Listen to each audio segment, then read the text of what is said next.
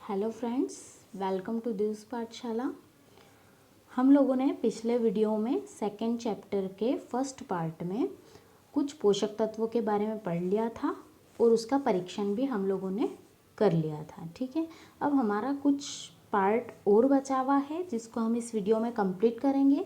उसमें हमारा विटामिन बचा हुआ है, संतुलित आहार बचा हुआ है, अभावजन्य रोग बचा हुआ है। तो ये सारी चीज़ों को हम इसमें कंप्लीट करेंगे और ये मैंने इसलिए ही बचा के रखी थी क्योंकि ये बहुत इम्पॉर्टेंट है। विटामिन के बारे में बहुत क्वेश्चंस आते हैं, जो हमारी कॉम्पिटिटिव एग्ज़ाम भी होती है उसमें भी बहुत सारे क्वेश्चंस आते हैं। तो मैंने सोचा कि इसको अपन थोड़ा डीपली पढ़ेंगे, तो इसलिए मैंने इसका पार्ट अलग बनाया है। तो हम स्टार्ट कर रहे हैं हमारा विटामिन। तो एक्चुअल में विटामिन क्या होता है?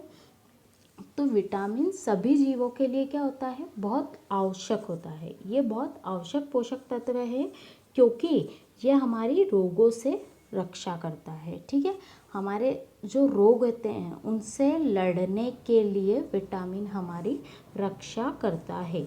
ठीक है, तो विटामिन हमारे लिए बहुत ज़्यादा ज़रूरी है। और सबसे पहली बात कि ये हमारी आँखों के लिए, हड्डियों के लिए, दांतों के लिए, मसूड़ों को स्वस्थ रखने के लिए भी बहुत सहायता करता है। तो हम लोग पहले बुक का पढ़ते हैं, फिर हम विटामिन को थोड़ा डीपली पढ़ेंगे। तो यहाँ दिया है, विटामिन रोगों से हमारे शरीर की रक्षा करता है। विटामिन हमारी आँख, हस्तियों में हड्डियाँ, दांत और मसूड़ों को स्वस्थ रखने में सहायता करता है। विटामिन कई प्रकार के होते हैं। क्या होता है? ये रोगों से लड़ता है, रोगों से लड़ने की शक्ति इसमें होती है ना। और हमारी आँखों के लिए, हड्डियों के लिए, दांतों के लिए, मसूड़ों के लिए, इन सबको ये क्या रखता है? स्वस्थ रखता है। इसलिए हमको विटामिन की ज़रूरत पड़ती है। ठीक है, अब सभी जीवों के लिए विटामिन की बहुत आवश्यकता होती है। और विटामिन को हम लोग क्या कहते हैं? कार्बनिक यौगिक भी कहते हैं। ठीक है, ये कार्बनिक यौगिक होते हैं क्योंकि इसको रासायनिक रूप में कार्बनिक यौगिक कहते हैं क्योंकि इसमें कार्बन होता ही है। ठीक है, अब जो हमारा जो शरीर है वो विटामिन उत्पन्न करता है स्वयं, लेकिन बहुत अल्प मात्रा में, जो कि हमारे शरीर के लिए बहुत कम है। तो इसको पर्याप्त मात्रा में हमको लेने के लिए हमें भोजन की ज़रूरत पड़ती है और भोजन में उन पोषक तत्वों की ज़रूरत पड़ती है जो हम विटामिन जिनसे ले सकें, हम विटामिन जिनसे ग्रहण कर पाएँ, क्योंकि हमारे शरीर को विटामिन की आवश्यकता होती है और यह भी एक महत्वपूर्ण पोषक तत्व है। अब हम लोग देखते हैं कि विटामिन कितने टाइप के होते हैं। तो विटामिन कई प्रकार के होते हैं जिन्हें अलग अलग नामों से जाना जाता है। ठीक है, कई प्रकार के होते हैं विटामिन और इनको अलग अलग नाम से जाना जाता है। इनमें से कुछ vitamin A, vitamin B, vitamin C, vitamin D, vitamin E, vitamin K नाम से जाने जाते हैं। यहाँ कुछ विटामिन के नाम दे रखे हैं। विटामिनों के एक समूह को विटामिन बी कॉम्प्लेक्स कहते हैं। अब क्या होता है? जो विटामिन बी होता है वह कई भागों से मिलके बना होता है। वो भाग भिन्न भिन्न होते हैं, उनके कार्य भी भिन्न भिन्न होते हैं। कोई कौन सा विटामिन क्या करता है, तो इस प्रकार से वो सभी भागों को मिला के उसको बी कॉम्प्लेक्स का नाम दिया है। ठीक है, तो विटामिन बी क्या होता है? कॉम्प्लेक्स ही होता है। अब हमारे शरीर को सभी विटामिन के प्रकार, सभी प्रकार के विटामिनों की आवश्यकता होती है। ठीक है, अल्प आवश्यकता हमारे शरीर को विटामिन्स की होती है। आगे पढ़ते हैं। विटामिन ए हमारी त्वचा, आँखों को स्वस्थ रखता है। अब यहाँ पे बोल रखा है विटामिन ए। ठीक है, तो विटामिन ए क्या होता है? हमारी आँखों को और त्वचा को बहुत स्वस्थ रखता है। ठीक है, अब हम विटामिन ए के बारे में कुछ और भी पढ़ते हैं। तो इसका रासायनिक नाम, जो कि कॉम्पिटिटिव एग्जाम में बहुत पूछा जाता है, इस विटामिन ए का रासायनिक नाम होता है रेटिनॉल। क्या होता है? रेटिनॉल होता है। और इससे जो रोग होता है उसको बोलते हैं रतौंधी। ठीक है, उसको बोलते हैं रतौंधी, जिससे हमारे आँखों की रोशनी कमज़ोर हो जाती है और हमें दिखाई देना बंद हो जाता है। ठीक है, अब विटामिन ए है तो हम लोग विटामिन ए कहाँ से ग्रहण करेंगे? ठीक है, हम विटामिन ए कहाँ से ग्रहण करेंगे? तो हम लोग तो विटामिन ए को ग्रहण करने के लिए हम ताज़े फल, है ना, सब्जियाँ, दूध, अंडा, मछली का तेल, गाजर, ये सारी चीज़ें हैं जिनमें भरपूर विटामिन ए होता है। तो हम इससे हमारा विटामिन ए ग्रहण कर सकते हैं। अब दे रखा है विटामिन सी, लेकिन उससे पहले हम लोग विटामिन बी के बारे में पढ़ लेते हैं। तो विटामिन बी क्या होता है? तो विटामिन बी शरीर को जीवन शक्ति देने के लिए अति आवश्यक है। ठीक है, विटामिन बी क्या करता है? हमारे लिए बहुत ज़रूरी है, यह हमको जीवन शक्ति देने के लिए बहुत आवश्यक है। ठीक है, इस विटामिन की कमी से शरीर में अन्य रोगों का घर बन जाता है। ठीक है, अब अगर हम लोग विटामिन बी की कमी अगर हमें हो जाती है तो इससे हमारे शरीर में बहुत सारे रोग उत्पन्न हो सकते हैं। इसलिए हमको विटामिन बी लेना बहुत ज़रूरी होता है। और विटामिन बी बहुत कॉम्प्लेक्स ही होता है, इसमें अलग अलग भाग होते हैं जो हमको अलग अलग तरह के पोषक तत्व देते हैं, जिनसे हम लोग अलग अलग तरह की एनर्जी प्राप्त कर पाते हैं। ठीक है, इसको बी कॉम्प्लेक्स भी कहते हैं क्योंकि ये कॉम्प्लेक्स ही होता है इसलिए। ठीक है, अब विटामिन बी जो होता है, अगर हम उसको 120 सेंटीग्रेड से ज़्यादा गर्म कर देते हैं तो वो विटामिन नष्ट हो जाता है, हमारा विटामिन बी नष्ट हो जाएगा। ठीक है, इसलिए इसको हमें इससे ज़्यादा गर्म नहीं कर सकते, इससे ज़्यादा गर्म जगह पे नहीं रख सकते हैं। ठीक है, इसके स्रोत क्या क्या हैं तो हम लोग देख लेते हैं। इसके स्रोत है टमाटर है, बादाम, अखरोट, अंगूर, मक्की, नारियल, ये सारी चीज़ें इसके स्रोत है। इनसे हम विटामिन बी ले सकते हैं। और अगर विटामिन बी हमने नहीं लिया और हमको कौन कौन से रोग हो सकते हैं, तो हमको सूजन आना, सिर चकराना, ये सारी चीज़ें विटामिन बी की कमी से आती हैं। नींद कम आना, शरीर का वजन घट जाना, ये सारी चीज़ें विटामिन बी की कमी से होती है।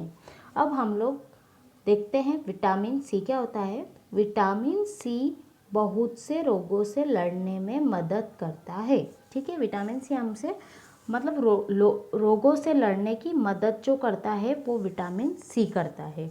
रोगों से लड़ने का काम होता है इसका। ठीक है, तो ये क्या होता है, इसका एक रासायनिक नाम होता है जिसको हम एस्कॉर्बिक एसिड कहते हैं। क्या बोलते हैं इसको? एस्कॉर्बिक एसिड कहते हैं। ठीक है, जैसे मान लो सर्दी जुकाम हो गया तो दवा के रूप में काम करता है, खून की नसों को मजबूत करता है। ठीक है, हमारी जो रक्त वाहिकाएँ हैं जिससे हमारा रक्त इधर उधर जाता है उनको मजबूत करता है, शरीर की कोशिकाओं को बांध के रखता है। मीन्स कोशिकाओं को बांध के रखना मीन्स कि कोशिकाओं की मरम्मत भी करता है और उनको बांध के भी रखता है, बिखरने नहीं देता है। ठीक है, और जो रोग होते हैं इस विटामिन सी से, जो रोग होते हैं वो हैं स्कर्वी, है ना, स्कर्वी रोग, जो कि हमारे पैरों में चकत्ते जो पड़ जाते हैं ना, उसको ही हम स्कर्वी बोलते हैं। पैरों में या पैरों के निचले या ऊंचे भाग में जो हमारे चकत्ते पड़ जाते हैं उसको हम स्कर्वी रोग बोलते हैं, है ना। मसूड़ों में खून आना, दांत दर्द करना, वजन का कम होना, ये सब लक्षण है विटामिन सी के लक्षण हैं। ठीक है, अब अगला है हमारा विटामिन डी। क्या है हमारा? Vitamin D. तो यहाँ लिखा है विटामिन डी हमारी हस्तियों और दांतों के लिए कैल्शियम का उपयोग करने में हमारे शरीर की सहायता करता है। तो सबसे बड़ी बात, विटामिन डी मतलब कैल्शियम। विटामिन डी जहाँ आ जाए वहाँ आ जाता है कैल्शियम का नाम। और मैंने आपको विटामिन सी का जो रासायनिक नाम बताया एस्कॉर्बिक एसिड, वो भी आपका कॉम्पिटिटिव एग्जाम में बहुत बार पूछा जाता है और उससे होने वाले रोगों के बारे में भी बहुत बार पूछा जाता है, लक्षणों के बारे में भी पूछा जाता है। तो आप लोग इसको या तो कहीं नोट कर लीजिएगा या फिर इसको ध्यान रखिएगा। विटामिन डी का अगर हम नाम लें तो वो हमारे शरीर में कैल्शियम के स्तर को नियंत्रित करता है। ठीक है, विटामिन डी का नाम जहाँ जाए वहाँ हम कैल्शियम से परिचित हो जाना चाहिए। ठीक है, अब इसके स्रोत क्या क्या हैं? तो विटामिन डी के स्रोत हैं मछली का तेल, दूध, बटर, ये सब विटामिन डी।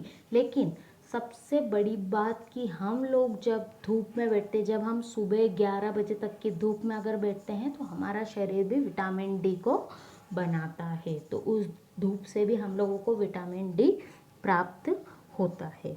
ठीक है, अब हमारा लास्ट बचा है विटामिन ई। ठीक है, हमारा लास्ट क्या बचा है? Vitamin E. विटामिन ई क्या होता है? तो ये जो हमारी रेड ब्लड सेल्स होती है, आरबीसी जिसको हम कहते हैं, लाल रक्त कणिकाएं, उसको बनाने के काम आता है, जिसे टेकोफेरोल भी कहते हैं। इसे क्या कहते हैं? टेकोफेरोल भी कहते हैं। ये भी बहुत बार हमारी एग्ज़ाम्स में पूछा जाता है। तो हम लोग जब भी स्टडी करें तो हमको हर एक छोटी छोटी चीज़ को स्टडी करना चाहिए ताकि हम कहीं अटके नहीं। हम लोग आगे चलते हैं। अब यहाँ देख लेते हैं कि हमारा, हाँ, यहाँ पे एक और पिक्चर दे रखी है, उसमें खनिज लवण के बारे में बता रखा है। आप लोगों को पता है हमारा खनिज लवण क्या होता है? तो ये जैविक क्रियाओं का संचालन करता है, मिनरल्स जिसको बोलते हैं, मैंने आपको बता रखा है। तो महत्वपूर्ण जो खनिज लवण होते हैं वो आयोडीन होते हैं, कैल्शियम, पोटेशियम, मैग्नीशियम, फास्फोरस, ये सारी चीज़ होते हैं। तो यहाँ देखो दे रखा है, आप देखिएगा यहाँ पे, यहाँ दे रखा है आयोडीन के कुछ स्रोत, जैसे पालक, अदरक, है ना, और यहाँ बहुत सारी चीज़ें दे रखी है, मछली। तो ये सारे आयोडीन के स्रोत हैं। ठीक है, फास्फोरस के कुछ स्रोत। ठीक है, तो फास्फोरस के स्रोत दे रखे हैं यहाँ पे, और यहाँ पे ये सारे लोह स्रोत भी दे रखे हैं। फास्फोरस में केला, चावल, दूध, जीरा, ये सब चीज़ें दे रखी है।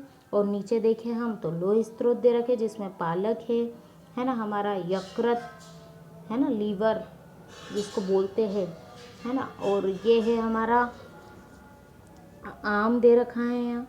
ठीक है, एप्पल दे रखा है। तो ये सारे हमारे क्या हुए? लोह तत्व हुए। अब कैल्शियम, तो हमको कैल्शियम कहाँ से प्राप्त होगा? तो दूध है, अंडा है, ये सारी चीज़ें कैसे होता है? कैल्शियम। और आजकल तो मार्केट में कैल्शियम की गोलियाँ भी मिलती है, जिससे हम लोग कैल्शियम, अगर हमें कैल्शियम की कमी हो जाती है तो हम लोग उसको ले सकते हैं। आपने देखा होगा हमारे नाखूनों में वाइट वाइट कलर की लाइनें आ जाती है कभी कभी, तो वो एक लक्षण होता है, कैल्शियम की कमी दिखाता है। ठीक है, अब हम लोग आगे चलते हैं। तो यहाँ देखो एक बॉक्स में दे रखा है, हमारा शरीर सूर्य के प्रकाश की उपस्थिति में विटामिन डी बनाता है। ठीक है, इन दिनों में कोई भी सूर्य के प्रकाश में नहीं रह सकता है, जिससे लोगों में इसकी कमी हो जाती है। अब क्या होता है, जैसे गर्मी आ गई, गर्मी आ गई तो पहले हमको गर्मी लगती है और हम धूप में रहेंगे तो और गर्मी लगेगी, तो इसमें क्या, विटामिन डी की हमें कमी हो जाती है। आगे पढ़ेंगे, हमारे शरीर को खनिज लवणों की आवश्यकता अल्प मात्रा में होती है। खनिज लवण मतलब मिनरल्स की आवश्यकता अल्प मात्रा में होती है। शरीर के उचित विकास और अच्छे स्वास्थ्य के लिए प्रत्येक खनिज लवण आवश्यक है। मतलब अगर हमारा स्वास्थ्य अच्छा रहेगा तो हमको उसके लिए खनिज लवण की बहुत आवश्यकता होगी, ये भी हमारे लिए बहुत ज़रूरी है। तो खनिज लवण हमको देखे हमने कि हमको लोह तत्व कैसे मिलेगा, कैल्शियम कैसे मिलेगा। तो इस सभी चीज़ों का सेवन करने से खनिज लवण की कमी हमारे शरीर में नहीं होती है, और हमारा शरीर ग्रोथ भी करता है और सारे पोषक तत्व हमको मिलते रहते हैं। ठीक है, अब हम अगला पढ़ते हैं कि चावल में कार्बोहाइड्रेट की मात्रा दूसरे पोषक तत्वों से अधिक होती है। ठीक है, चावल क्या है, कार्बोहाइड्रेट अच्छा देता है दूसरे पोषक तत्वों से। ठीक है, इस आधार पर हम यह कह सकते हैं कि चावल कार्बोहाइड्रेट समृद्ध भोजन है। मतलब अगर हम ये कहें कि क्या है चावल में, तो हम कह सकते हैं कि चावल खाने से अच्छा खासा कार्बोहाइड्रेट हम ग्रहण कर सकते हैं। इन पोषक तत्वों के अलावा हमारे शरीर को आहारी रेशों तथा जल की भी आवश्यकता होती है। हमको आहारी रेशों की और जल की भी आवश्यकता होती है। आप लोगों को पता ही है ना, जल वृक्षांश हमने पढ़ा था, जिनको हम लोग डाइटरी फाइबर्स बोलते हैं, जो पचाने के काम आते हैं, और जल भी हमारे शरीर से अपशिष्ट को बाहर निकालने के काम आता है। तो इसी प्रकार से पचाने के लिए भी हमको इन चीज़ों की आवश्यकता होती है, जल की और आहारी रेशों की। आहारी रेशे वृक्षांश नाम से जाने जाते हैं, मैंने आपको बता रखा है। हमारे खाने में वृक्षांश की पूर्ति मुख्यतः पादप उत्पादों से होती है। पादप उत्पादों से मतलब जो पौधों से जो उत्पाद निकले हैं उनसे होती है। इसके मुख्य स्रोत क्या क्या है? साबुत खाद्यान्न, मतलब कि बिना पके हुए खाद्यान्न जैसे दाल, आलू, ताजे फल, सब्जियां, ये सारी चीज़ें हैं। वृक्षांश हमारे शरीर को कोई पोषक तत्व प्रदान नहीं करते। वृक्षांश क्या करते हैं? मैंने क्या बताया, वो पचाने का काम करते हैं। पोषक तत्व प्रदान करने का काम ये हमारे शरीर में नहीं करते। हाँ, तो वृक्षांश क्या होते हैं? हमारे शरीर को पोषक तत्व तो प्रदान नहीं करते, लेकिन हमारे भोजन के साथ ये आवश्यक होते हैं, क्योंकि ये आयतन बढ़ा देते हैं, इसका आयतन बढ़ा देते हैं। ठीक है, फिर भी यह हमारे भोजन का आवश्यक अवयव है और इसका आयतन बढ़ा देते हैं। जो वृक्षांश होते हैं वो बिना पचे भोजन को बाहर निकालने में हमारे शरीर की सहायता करता है। वृक्षांश क्या करता है? हमारा जो बिना पचा भोजन है, जो पचा नहीं है, उसको बाहर निकालने में हमारी सहायता करेगा। आगे चलते हैं हम।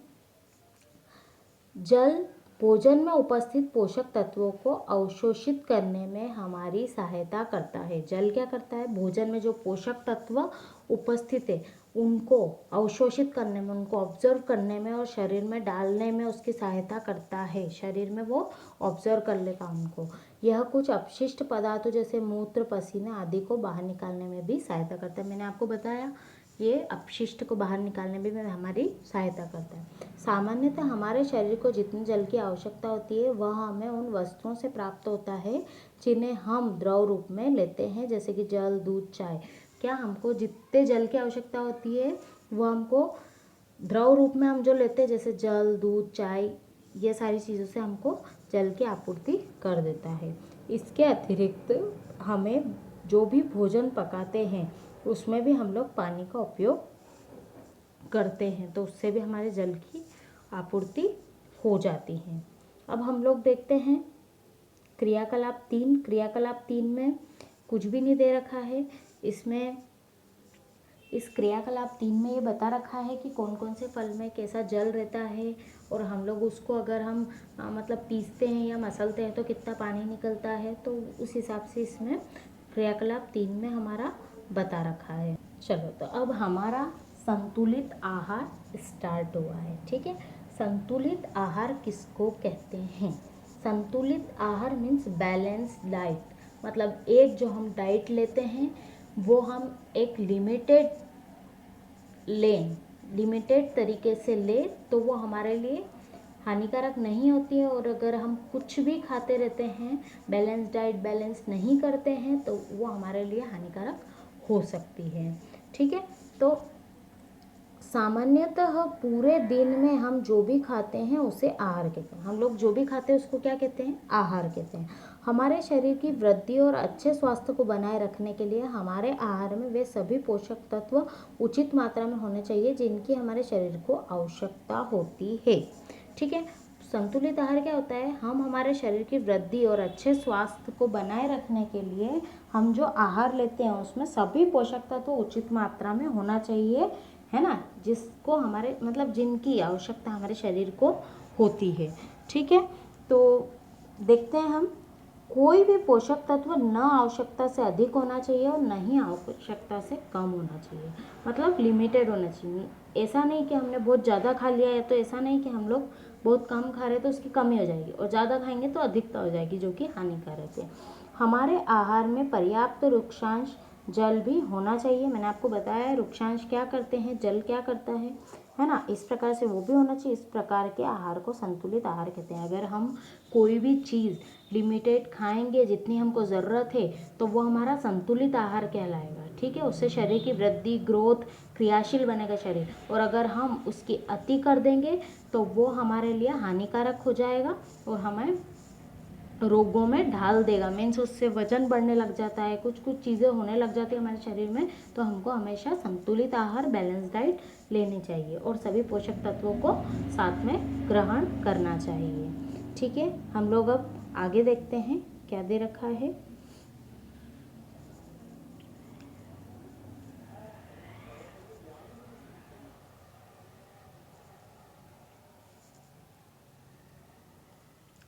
तो क्या आप सोचते हैं कि प्रत्येक आयु वर्ग के लोगों की एक ही प्रकार के आहार की आवश्यकता होती है? मतलब क्या हम लोग ये सोचते हैं? तो आप लोग देखिए, छोटे बच्चे हैं वो कम खाना खाते हैं, ठीक है, कम खाना खाते, तो मतलब सभी वर्ग को अलग अलग तरह की बैलेंस डाइट की ज़रूरत होती है, ठीक है, वो उनकी आयु पे निर्भर करता है, ठीक है। अब एक सप्ताह की अवधि में आप जो भी खाते हैं उसका चार्ट बनाइए, और ये होना भी चाहिए, हम क्या खा रहे हैं, कितना खा रहे हैं, कितना पोषक लेते हैं, हम कुछ पोषक तत्व खा रहे हैं कि नहीं खा रहे हैं, इन सब का ज्ञान होना बहुत ज़रूरी है। नीचे कुछ पोषक तत्वों के नाम दे रखे हैं, देखिए आप लोग, दालें, मूंगफली, सोयाबीन, अंकुरित बीज, है ना, मिस्सी रोटी जो कि आजकल बहुत ज़्यादा चल रही है, सारी तरह के आटों को मिक्स करके मिस्सी रोटी बनाई जाती है। तो इस प्रकार से हमको सभी तरह के पोषक तत्व ले लेना चाहिए, ठीक है, वही हमारी संतुलित आहार के अंतर्गत आता है। तो हम लोग आगे चलते हैं।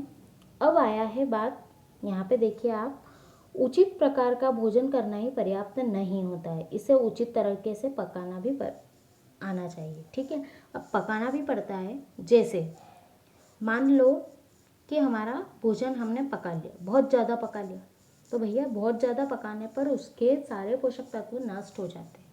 तो हम लोगों को सही तरीके से भोजन को पकाना चाहिए।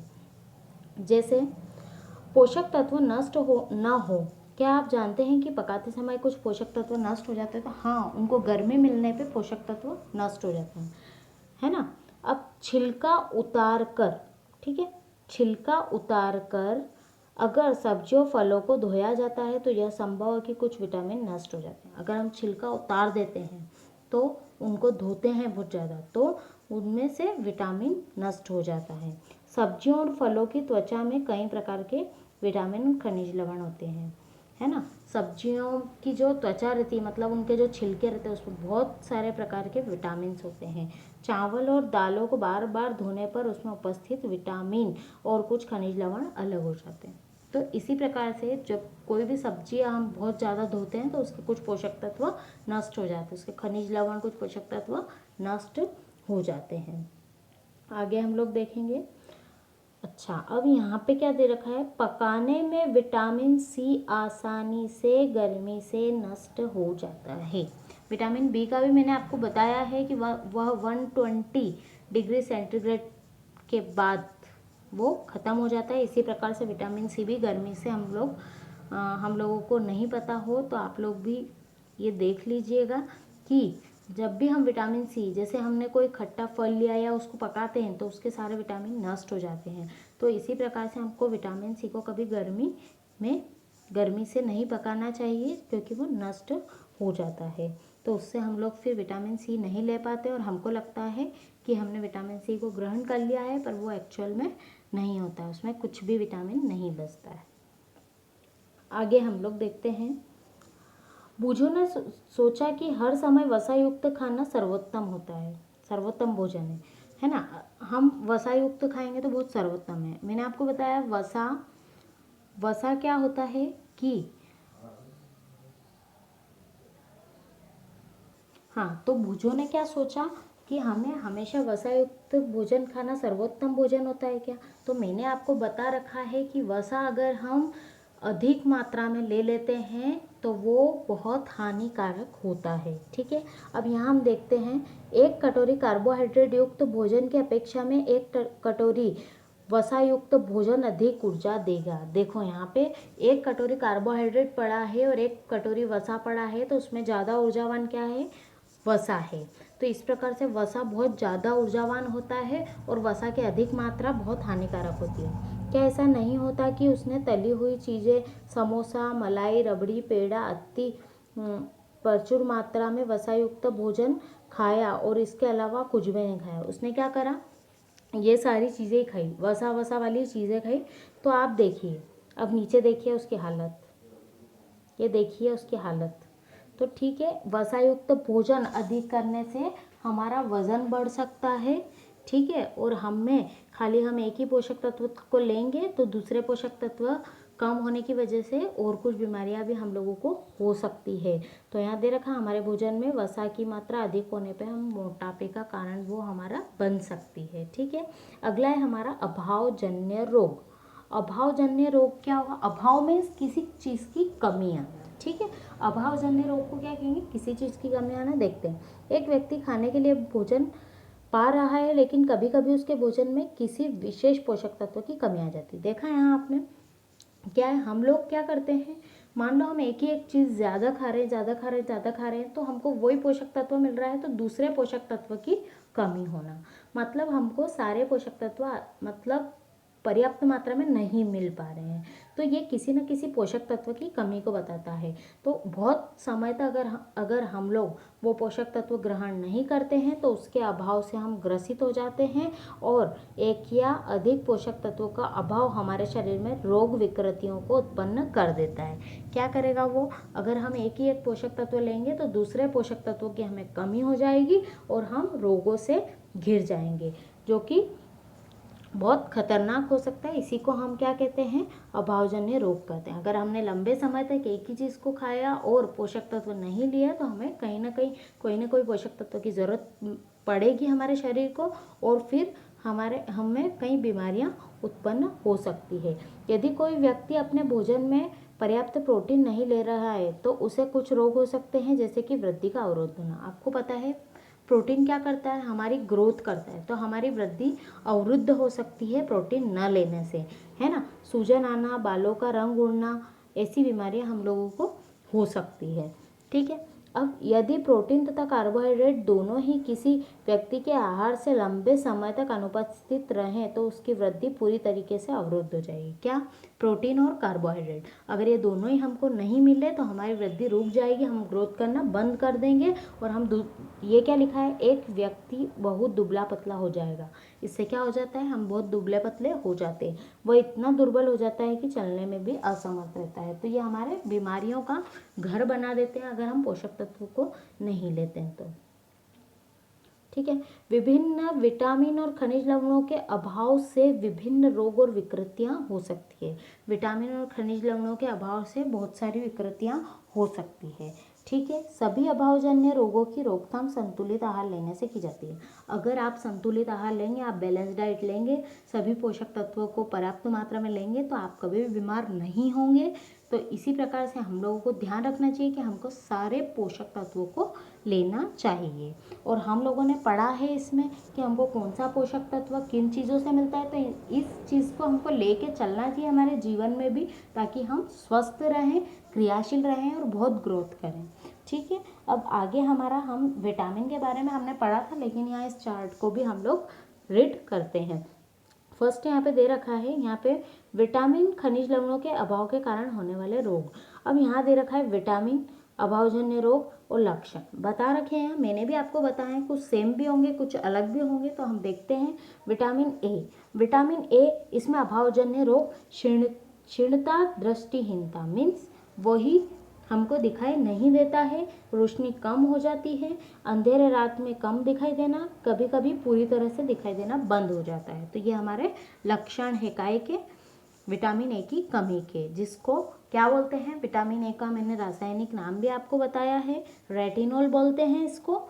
ठीक है। और ये हम ताज़े फल सब्जी खाते हैं या दूध अंडा जो भी लेते हैं उससे हम विटामिन ए को पर्याप्त मात्रा में ले सकते हैं। अब यहाँ है विटामिन बी, जिसको हम कॉम्प्लेक्स यू बोलते हैं। इसमें बहुत सारे भाग होते हैं। विटामिन बी से जो रोग होता है उसको बेरी रोग बोलते हैं। ठीक है। इसके लक्षण है दुर्बल पेशियों और काम करने की ऊर्जा में कमी। हम वर्कआउट नहीं कर पाएंगे जितना हम करना चाहिए। ठीक है। विटामिन सी, तो विटामिन सी से मैंने आपको बताया स्कर्वी रोग होता है।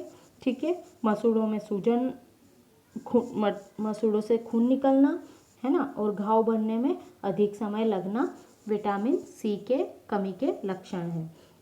अब देखते हैं हम लोग विटामिन डी है, इससे कौन सा रोग हो सकता है? तो रिकेट्स हो सकता है, जो कि हड्डियों में होता है, हड्डियां कमज़ोर हो जाती है। तो यहाँ पे लक्षण है अस्थियों का मुलायम हो जाना। या मुड़ जाना। ठीक है, अब यहाँ कैल्शियम दे रखा है, आयोडीन दे रखा है, लोह तत्व मतलब ये खनिज लवण है।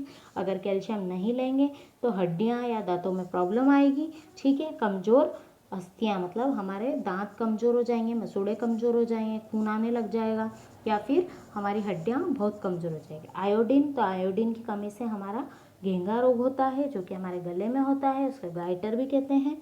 ठीक है, अब इसमें देखो गर्दन की ग्रंथि का फूल जाना है, इसमें गर्दन की ग्रंथि क्या हो जाती है, फूल जाती है, और बच्चों में मानसिक विकलांगता आती है, मतलब वो मानसिक रूप से विकलांग हो जाते हैं, उनमें मानसिकता में मतलब उनकी कमी आ जाती है, वो जितनी उनको बुद्धि मिलना चाहिए वो नहीं कर पाते हैं, और उनका मस्तिष्क उस तरह से काम नहीं कर पाता है जितना करना चाहिए।